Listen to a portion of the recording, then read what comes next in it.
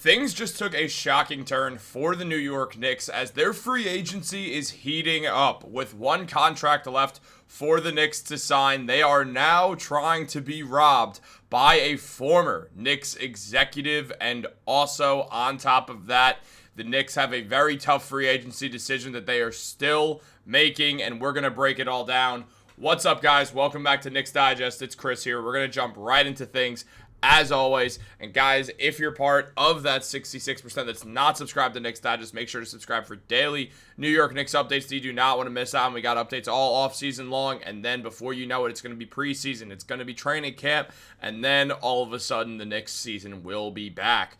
But right now, we still have some offseason moves for the Knicks to make, and one of them is who that final veterans minimum contract is going to be. Now, a lot of fans do like the idea of Landry Shamet, myself included. I do want to see Landry Shamet get re-signed. I also love the idea of Amir Coffey. However, right now, the New York Knicks have locked in on Ben Simmons to a high degree. Simmons is a very controversial player, as once upon a time, he looked like a future star for the Philadelphia 76ers, as he was the best on-ball defender in basketball, was the steals champion, looked like a future star who was doing everything except for hitting jump shots, and it didn't matter because the Sixers had Joel Embiid who could space the floor, and the team looked like a very good future, or had a very good future, with drafting Markelle Fultz. However, obviously that didn't work out as well, and all of a sudden they became this team dealing with a bunch of injuries, and Ben Simmons randomly started to regress in 2021, something he has never bounced back from, despite the fact that he has bounced around a little bit since then, playing for the Brooklyn Nets as part of the James Harden trade, and then playing for the Los Angeles Clippers, funny enough, alongside James Harden,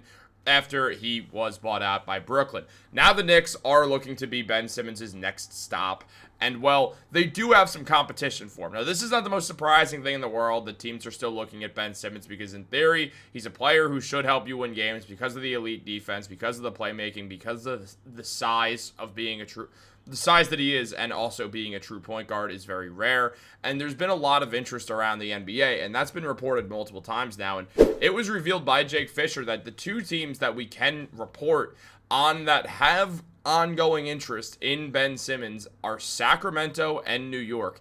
That's the last word we got leaving Las Vegas. And on top of that, Jake Fisher also mentioned that, so generally speaking, the Sacramento Kings are still a player in the veteran guard market, and you could absolutely put Ben Simmons in that conversation. Even though he's obviously more of a hybrid player than a Malcolm Brogdon, than Russell Westbrook, than Chris Paul, he is still viewed by most teams as a guard after all, so that's why he was put on that list.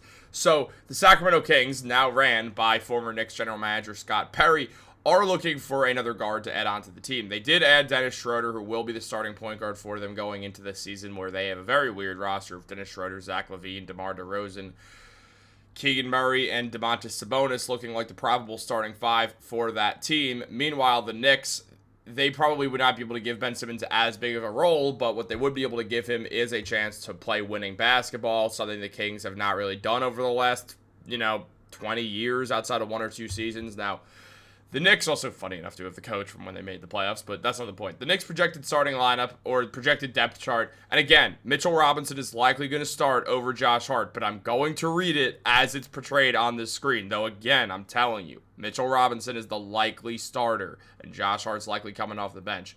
But the projected depth chart of Jalen Brunson, Mikal Bridges, Josh Hart, and OG Anunoby, and Karl-Anthony Towns as your first five, and then looking at Jordan Clarkson, Deuce McBride, Pacome Dadier, Gershon Yabusele, and Mitchell Robinson as the direct backups to these players is probably not the lineup we're going to see. As I said, we're probably going to see Mitchell Robinson in there. So adding Ben Simmons would give this team more health. The Knicks signed Yabusele because they knew he could play center, and also the versatility of it all. So obviously you could still work it out where Yabu's going to play like half or even more of his time still at power forward. If the Knicks do bring in Ben Simmons as well, Pacome Dadier will likely be the one who loses that backup spot, but at the same time, what we also would see in this matter is more size added to the bench. Now, the bench unit would be a little suspect on the shooting then. Jordan Clarkson's efficiency numbers have never been great behind the arc.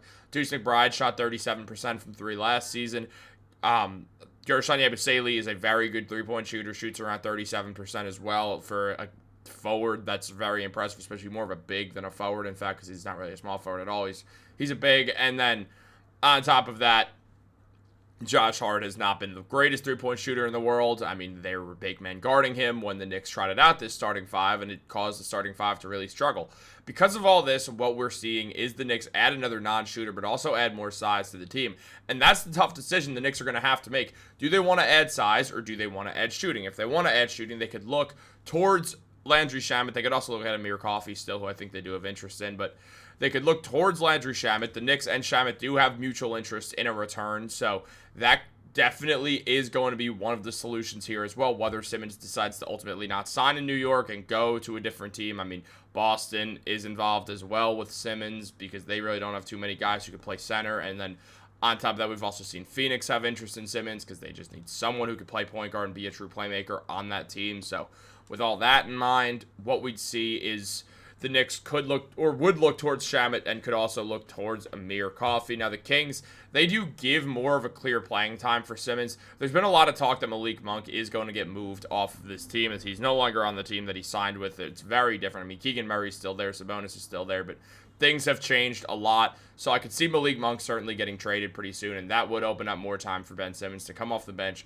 for the Sacramento Kings team and try to just give more playmaking and depth to a team that right now with that lineup is trying to win games. I mean, as long as LaVine, DeRozan, Sabonis, as long as they're there, they're trying to win games. I don't know how well it's going to go, but they're going to try to win. So that's something that does have to be really acknowledged. Obviously, they do have some young players in there. Their big man situation is interesting. Sabonis is not a terrible defender by any means. In fact, he was like somewhere in the running for Defensive Player of the Year a year or two ago, but on top of that, you have Drew Eubanks, who's really your primary backup center, who's definitely had his issues, and then Dario Saric can likely step in there. I mean, you do have a younger team. You have Maxine Reynaud, who's going to be in there as one of your rookies, and you have, obviously, again, your bench is fairly young. Like, at the end of the day, are you going to move forwards with this younger team, or are you going to try to win? If you're trying to win, then Ben Simmons makes sense. If you're not trying to win, Ben Simmons doesn't make sense. So that's really what they have to sort of figure out there. It's depending on what Scott Perry evidently does want to do going forwards for this team, for his Sacramento Kings team. But Simmons himself is an interesting case. I mean, you look at all the awards he has. He's a two-time All-Defensive Player. He was the Rookie of the Year. He was All-NBA. He was the Steals champ. He was All-Rookie, of course. He was, the Rookie of the Year. And he's a three-time All-Star. But it's been a while since we've seen that guy. I mean, ever since whatever the hell happened with that playoff series in 2021 against the Hawks, Ben Simmons has never bounced back. He put up 5 points, 4.5 rebounds, and 5.5 assists last season, shooting 52% from the field. Obviously, he doesn't shoot threes.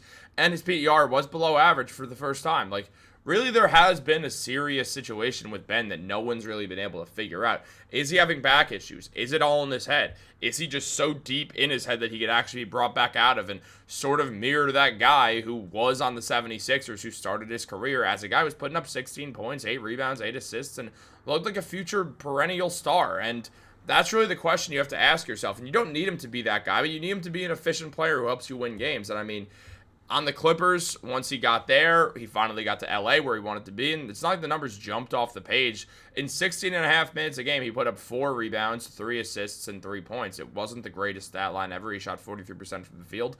The defense, of course, has always been good, but it wasn't as good as it once was. And you look at how Knicks Reddit took to the Ben Simmons news, and this is what they had to say. It was a mixed bag. I mean, someone did mention, why not take a number 1 overall pick who's not 30 years old for no money just because he played for Philly? You're an idiot. But that's not why that happened. I mean, someone said probably because he's a 5.5 player. There are better players out there, which the response to that is, sounds like a perfect stat line for a guy off our bench, given, again, we do have Josh Hart, who's more than that, and also, again, shooting issues should be very much thought of. And someone said, well, if he stinks, who cares? The Knicks have their core. Well, they do want to have another bench player who helps, and Landry Shamet, we know, will be an impact, so it's a risk. And Ben was playing 25 minutes a game when he got 5, so you're going to 1 if he's playing like 10 minutes. But honestly, I don't hate the idea of Ben Simmons, and I totally get where everyone's coming from who's in the Ben Simmons camp here. I totally understand why you would want Ben Simmons, and I'm not disagreeing. It's a risk, and you have to make sure that risk is calculated enough. Are you willing to not have a dead-eye shooter? Because you don't have a guy who's got that quick trigger release the way that we saw Shamet do, where he shot 47% on corner threes and 53% in the playoffs. So, from 3. So, I think you just go with Shamet. You know he can give you what you need. You know that you're going to get great shooting. And yeah, you're not going to get the defense or playmaking, which the Knicks could certainly use more of. But they do have another ball handler in Jordan Clarkson now. If you need another ball handler, that's something you could easily sort of go for at the deadline, because it's very rare you get a quick trigger shooter who's on a very small contract. Like, you could hold off on that a little bit more when it comes to ball handling. You could find someone who can do it. Now, obviously, we saw one of the bigger ball handlers come off the market today with Chris Paul signing to do a last dance with the Clippers, but it also confirms Ben's not going back there, but we also kind of knew that. So it comes down to, it's coming down to the Knicks, the Kings, the Celtics, and the Suns. I don't think it's going to be the Suns, personally. I just have a feeling that it's not going to be the Suns, but also it makes sense because the Suns are such a dumpster fire that having Ben Simmons go there would make some sense. I don't think Ben Simmons is going to sign with the Knicks. Personally, I don't think it's going to happen. I really do think the Knicks are going to end up signing Landry Shamet or Amir Coffey, probably Shamet. That's my guess on the matter. I don't know where Simmons is going to go. The Celtics do make some sense. If he really does want some big minutes and to try to prove something, I think the Celtics do make the most sense for Ben Simmons. What do you guys think? Let me know in the comments down below. Like this video, subscribe, turn on post notifications. Have a great day, and go Knicks.